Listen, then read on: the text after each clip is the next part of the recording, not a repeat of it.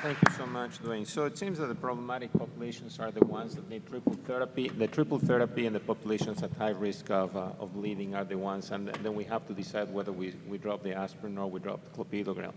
In addition, I mean, there was a nice picture slide that showed all the different receptors in the platelet, and each one of those receptors, the collagen receptor, the thrombin receptor, they can all be targets for novel therapies.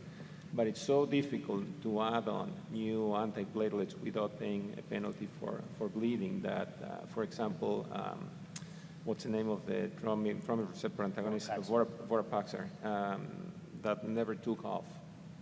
Yeah, and now we're looking at low-dose rivaroxaban in some of these patients, et cetera, especially if they have peripheral arterial disease. I think it's very complicated. I think our trouble is the patients at high risk for bleeding also overlap substantively with the high risk for ischemic events. Yeah, and then it becomes very complicated in the clinic with all the different agents and different permutations and different clinical situations that it becomes really complex for decision making. Yeah, but I will say is there are no group of doctors better equipped to make these decisions than the interventional cardiologist, because we know what we've done to the patient. We've known what kinds of results we've gotten with the PCI, and we can, I think, better contextualize what the patient's bleeding risk is as well as their ischemic risk. And I think we have to take these data not as rules, but as guidelines to help us make decisions in the moment. This person, you guys are faced with this in real doctoring, is this person needs to have an important surgery in 3 months. Do I feel confident taking the risk for this patient of stopping their dual antiplatelet therapy? These are the real things that we're faced with. And I think the totality of this evidence, even though there's not an answer in each of these trials, affords us the opportunity to make a good choice. Alison? Yeah, I think those are interesting points to get into a little further. First of all, about the role of the interventional cardiologist in making those recommendations around dual antiplatelet therapy and anticoagulation. There was some discussion at my center actually about making that more overt in our post-cath reports, because there's a lot of confusion and debate that happens downstream, both with the further hospitalization and then when they go back to primary care or outpatient cardiology. So, Alison, I'll tell you, it's so true. We looked in our own hospital. So, it probably happens the same as your place. We do a STEMI, we start giving high fives, we send the patient to the floor on aspirin and ticagrelor. And then they have like 5 beats of atrial fibrillation on the floor, and because of the pressure to discharge patients, the intern starts them on rivaroxaban 20 and lets them out of there. And that's, first of all, that's a dangerous combination. It's associated with increased risk of intracranial hemorrhage. And it's not a thoughtful decision, especially should we switch the ticagrelor to aspirin, a Plavix or something like that. And when we look, that's happened actually hundreds of times in our hospital over the last couple of years. yeah.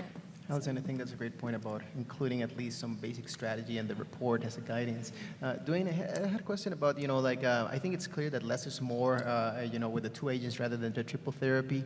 But most studies have been used with clopidogrel, and other studies, even though they use all thienopyridines, they have a small fraction of ticagrelor or prasugrel. Like, can we use, how confident can be used with direct oral anticoagulants with ticagrelor and prasugrel rather than clopidogrel? So, Jader, for example, in Augustus, only around 5% of patients received ticagrelor. So these patients are generally the population that are higher than normal bleeding risk. So what we do is, or what my recommendation is, to switch them from ticagrelor to clopidogrel if they're going to be within antithrombin, and to discontinue the aspirin. And I remind people that the reload to switch is I give them 600 milligrams of clopidogrel when they're due for their evening dose of ticagrelor, and then start them at 75 the next day.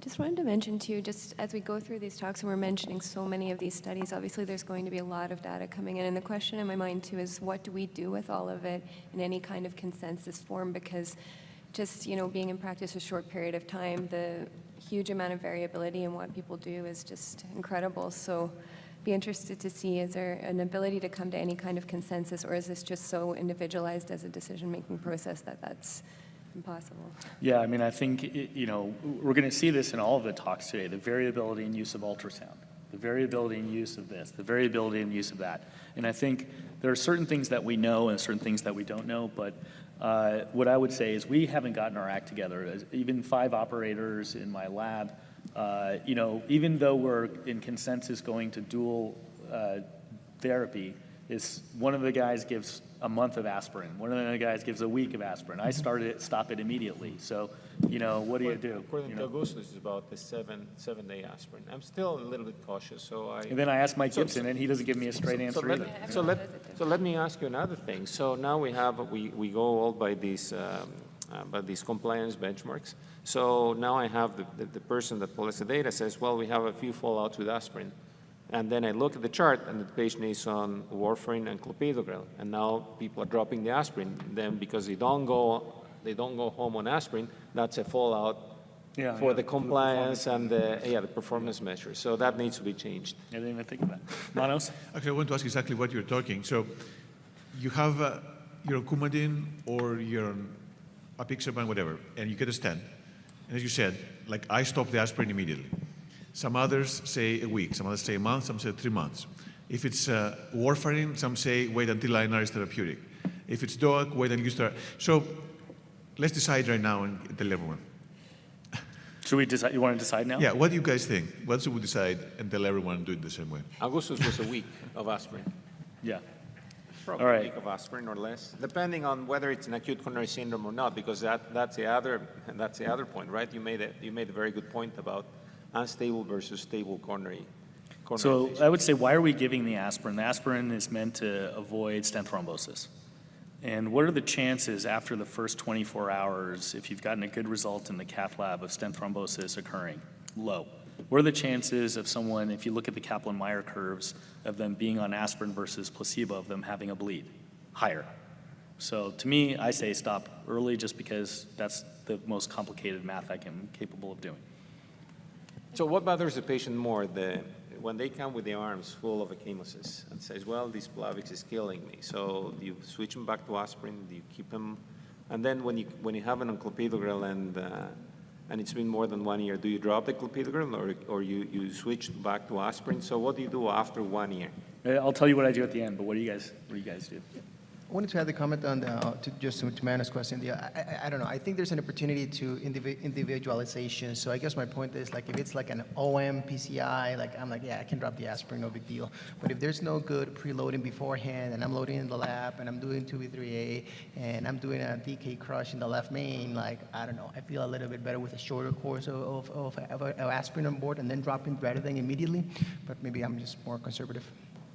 I have done that as well in particularly complex cases to give maybe a week of aspirin. The other situation where I might give it is if you're going with a Coumadin Plavix strategy, but they're just not therapeutic yet and it's a complex PCI, I might do aspirin for a week or something. Just anecdotally, I don't bridge anybody with Lovenox. Almost inevitably when I've done that, they've bled.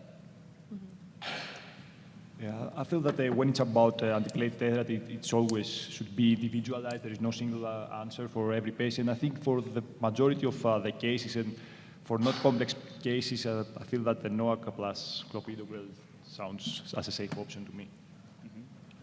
Well, as a follower to the literature and to be safe, I would say following Augustus and a week of aspirin would be the most reasonable until I get more comfortable. So Manos, it sounds like we can't decide still, but we're focusing on a week of aspirin. So what do you do after 1 year of Plavix in a patient with AFib? So I actually switch them back to aspirin and their anticoagulant. Outside the United States, they wouldn't actually even continue the aspirin unless the person is at very high risk for ischemic events. That's what I do as well. Can I ask on the same, so if you're on Coumadin and you get a PCI, based on Augustus, right, and Redual and Pioneer, should we switch them to an oral, to a direct inhibitor if we can? I mean, do you ever do that, like the patient's on Coumadin, but now he's going to be on double or whatever? Is it better to just switch them now to apixaban or rivaroxaban or something? I usually do try to do that, although there's also systemic issues with that. I'm in Canada as well, and a lot of my patients, particularly elderly patients, with seniors drug plans, et cetera, I go to try to switch them, and then you get a form from their insurance, and you have to try to prove that they failed Coumadin, show all the INRs, et cetera, and it's a total battle to get them on the NOACs sometimes. So sometimes you succeed, other times, unfortunately, they just have to stick with the Coumadin, at least in my system. But I usually give them the option to pay, or I try. Yeah. I would echo that comment of cost. I have patients that sometimes they're on a DOAC for a short time, and then I see them in clinic, and they ask me, Doc, this is cost prohibitive. Can we switch to something else? And I'm switching them to Coumadin for cost issues. I mean, I can figure out how to do DK crush, I can do transaxillary access and stuff, but I cannot figure out how much someone is going to have to pay for their ticagrelor or their stuff until I don't even know. And then someone tells me they are going to have to pay $300 for ticagrelor. And I don't even know, I look at the insurance, same insurance, so it's completely a mystery to me. I need help with the case managers on the floor to make these decisions, but I make them like Allison. If it's going to be a big cost to the patients, then I have them stay on the warfarin, but I try to switch them because of some of the other secondary benefits of the DOACs.